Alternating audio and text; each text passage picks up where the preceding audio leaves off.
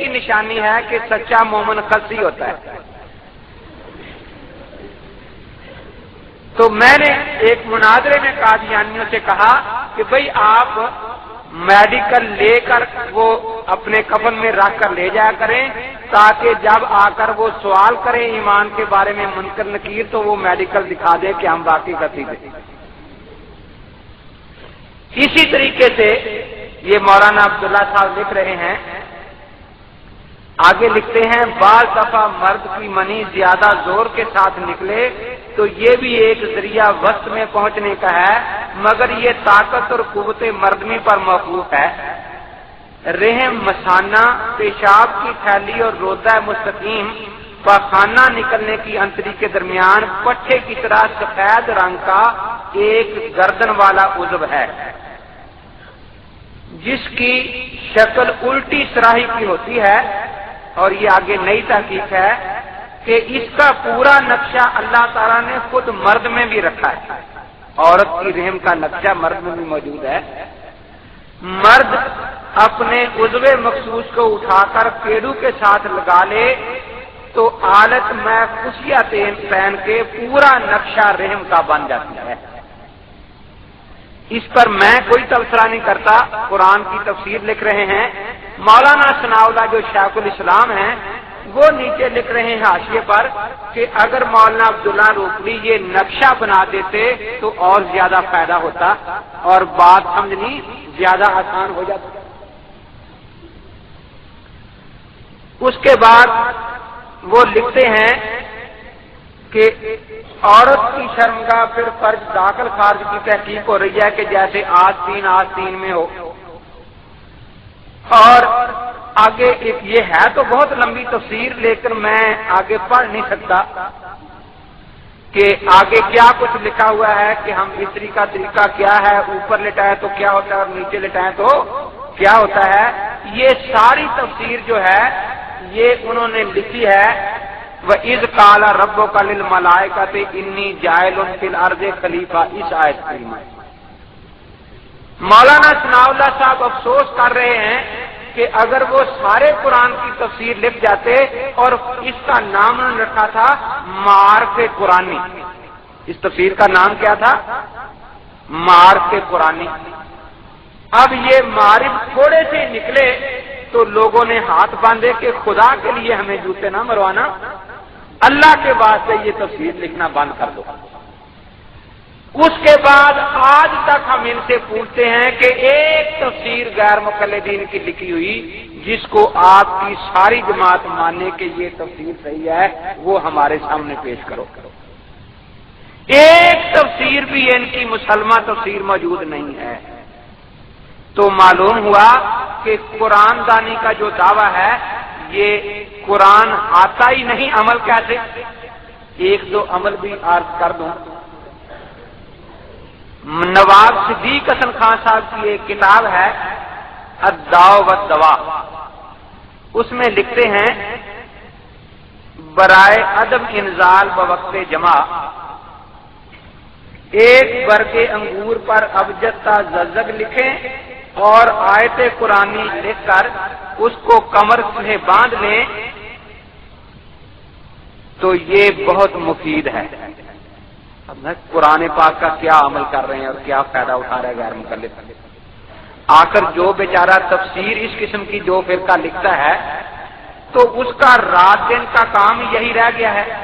एक और अजीब अमल लिखा है, कहता है कि जब कुत्ता कुत्ती मुनक़द हों तो फौरन कुत्ते की दुम जो है वो जड़ से काट लें और उसको 40 दिन तक जमीन में गाड़ें। फिर वो जब बाहर निकालेंगे तो एक हड्डी सी रह जाएगी, उसको कमर से बांध कर आप काम में मशगूल हों तो सारी रात इंजाल नहीं होगा, सुबह दिन भी निकल आएगा। मगरिब का लफ्ज है कि मगरिब से शुरू करें। अब इसके लिए ना मगरिब की नमाज पढ़ने की जरूरत बाकी रही, ना इशा की, ना फजर की। कुरान पाक में एक आयत आती है फन के हु मा ताबलकुम मिनन निसा। आप बच्चों ने भी पढ़ी है, तलबा ने। اس کی جو تفسیر لکھی ہے مولوی وحید الزمان صاحب نے، وہ فرماتے ہیں، ان کے اپنے لفظ ہیں کہ بہتر عورت وہ ہے جس کی فرج تنگ ہو اور پر شہوت ہو، اور شہوت کی وجہ سے اپنے دانت پیس رہی ہو، تم ایسی عورت کرو جس کی فرج تنگ ہو، جو جمع کراتے وقت کروٹ سے لیٹتی ہو۔ اب ایسی عورت کے لیے پھر وہ کتے والا نسخہ نہ ہوگا تو کام کیسے چلے گا؟ مولانا میاں نذیر حسین صاحب نے ایک اور نسخہ بتایا ہے فتاوی نظریہ شریف میں، وہ فرماتے ہیں کہ عورت کو پاکی کرنے کے لیے جو بال اتارنے ہیں یہ اسرے سے موننے چاہیے، کیونکہ ویسے اکھاڑنے سے محل ڈھیلا ہو جاتا ہے اور لذت میں کمی واقع ہو جاتی ہے۔ اب آپ اندازہ لگائیں کہ قرآن و حدیث کے نام پر کیسے کیسے مسئلے بتائے جا رہے ہیں۔ واقعتاً اس فرقے سے پہلے قرآن کا نام لے کر اس قسم کی گمراہیاں کسی فرقے نے نہیں پہنچا۔ یہی وجہ ہے کہ جب ہم یہ کتابیں ان لوگوں کے سامنے رکھتے ہیں تو پھر یہ بڑے پریشان ہوتے ہیں، لیکن ایک بھی قرآن پاک کی صحیح تفسیر ان کے ہاں موجود نہیں ہے۔ چلتے چلتے ایک سنت بھی سن لیں۔ نماز جو ہے اس کے بارے میں حدیث آتی ہے کہ یہ معراج المومنین ہے، لیکن معراج کئی قسم کا ہو سکتا ہے نا۔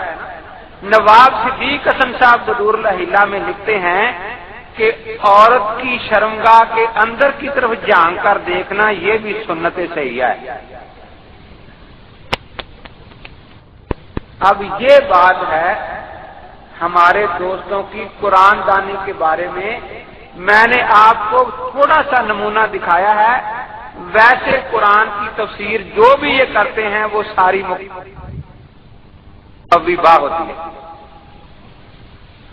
اور اس میں عجیب و غریب نسخے ہوتے ہیں۔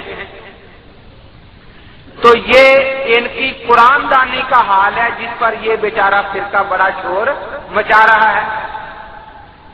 عمل بالحدیث کا حال دیکھ لیں، حدیث کی کتابوں سے ایک حدیث لکھیں گے دوسری چھوڑ جائیں گے۔ یہ 3-4 دن کا ایک واقعہ عجیب پیش آیا۔ یہ مولوی محمد الیاس فیصل ہیں، مدینہ منورہ میں رہتے ہیں۔ انہوں نے ایک مولوی محمد الیاس فیصل ہیں، مدینہ منورہ میں رہتے ہیں۔ انہوں نے ایک نماز پر بھی کتاب لکھی ہے، نماز پیغمبر۔ انہوں نے یہ چھوٹی سی کتاب 40 حدیثیں لکھی ہے۔ گجرانوالا بزم حیات النبی نے اس کو مفت تقسیم کیا، کوئی 50 کے قریب نسخے مجھے بھی دیے۔ میں گجرانوالے آیا کہ کسی مدرسے میں طلباء میں تقسیم کر دینا یا جہاں ضرورت ہو، تو میں نے مدرسے جو تھے ان میں جو طلباء تھے ان کو نسخے بھیج دیے۔ کچھ جو دکاندار نمازی تھے اس میں 40 حدیثیں ہیں اور 40 کی 40 نماز کے متعلق ہیں، جیب میں ڈالی جا سکتی ہے۔ تو ان کے مدرسے کے قریب ایک دکاندار تھا، وہ حنفی تھا، تو کبھی نماز وہاں بھی پڑھ لیتا ہے۔ اس نے جب یہ پڑھی تو یہ روز ان کی باتیں سنتا تھا کہ حنفیوں کی نماز کے مسئلے حدیث سے ثابت نہیں۔ اس نے جب پڑھا تو بڑا حیران ہوا کہ ہمارے مسئلے تو حدیث میں آتے ہیں۔ وہ میرے پاس آیا، کہنے لگا مولوی صاحب 2-3 نسخے اللہ کے لیے اور دے دیں۔ میرا تو دل بڑا مطمئن ہو گیا ہے، اور یہ کہاں سے ملتی ہیں؟ میں تو یہ لا کر اور مفت تقسیم کروں گا، آپ مجھے پیسے لگانے پڑیں گے، میں لگا دوں گا۔ اب وہ لے گیا تو ان کے مدرسے میں چلا گیا، پہلے بھی جاتا رہتا تھا۔ مولوی صاحب تقریر فرما رہے تھے کہ محدثین نے اتنی محنتیں کی ہیں حدیث کے اکٹھا کرنے میں، ہزاروں میلوں کا سفر کیا، لیکن آج یہ حال ہے ہم حدیث پڑھتے ہیں اور حنفی لوگ حدیث کو مانتے نہیں۔